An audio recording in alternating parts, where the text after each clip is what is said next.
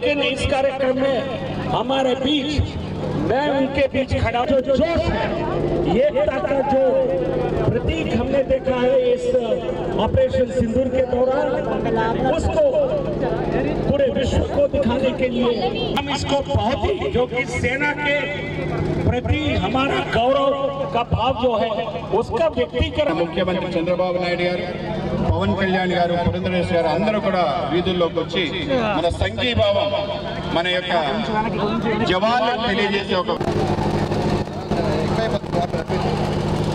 భారత్ మాతా key, Bharat మాతా key, Bharat మాతా key, మాతరం మాతరం.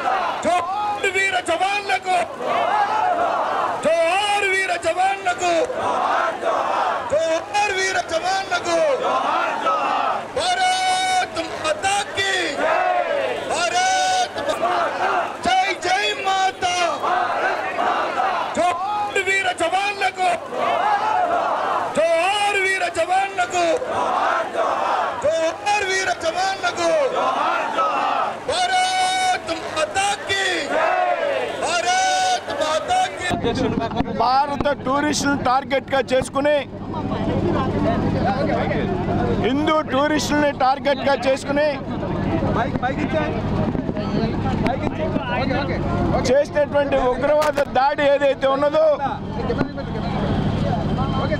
దానికి సమాధానం చెప్పే విధంగా భారత ప్రభుత్వం తీసుకున్నటువంటి నరేంద్ర మోడీ గారి నాయకత్వంలో ఆపరేషన్ సింధూర్ కార్యక్రమం పెద్ద ఎత్తున విజయవంతమైనటువంటి సందర్భంగా వేళ పెద్ద ఎత్తున తిరంగా యాత్రలు దేశమంతా కూడా జరుగుతూ ఉన్నాయి.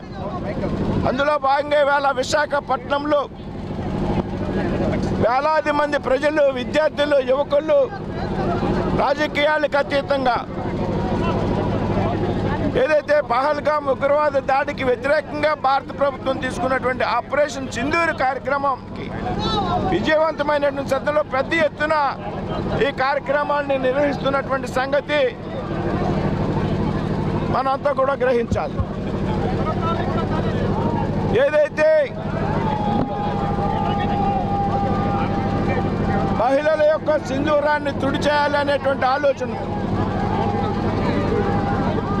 హిందూ టూరిస్టుల ఆధారంగా చేసినటువంటి దాడికి వ్యతిరేకంగా ఇవాళ మహిళల యొక్క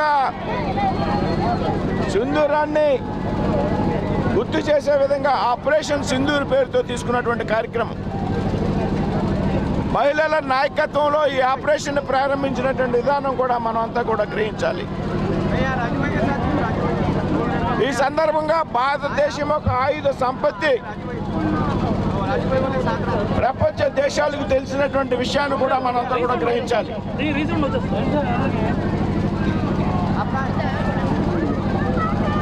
పాక్ ఆక్రమిత కాశ్మీర్లో ఉన్నటువంటి ఉగ్రవాద శిబిరాలన్నింటినీ కూడా ధ్వంసం చేసి బీఓకోలో ఉన్నటువంటి ఉగ్రవాదులందరినీ కూడా అంతం చేసినటువంటి పరిస్థితి ఇవాళ మనంతా కూడా గమనించాలి.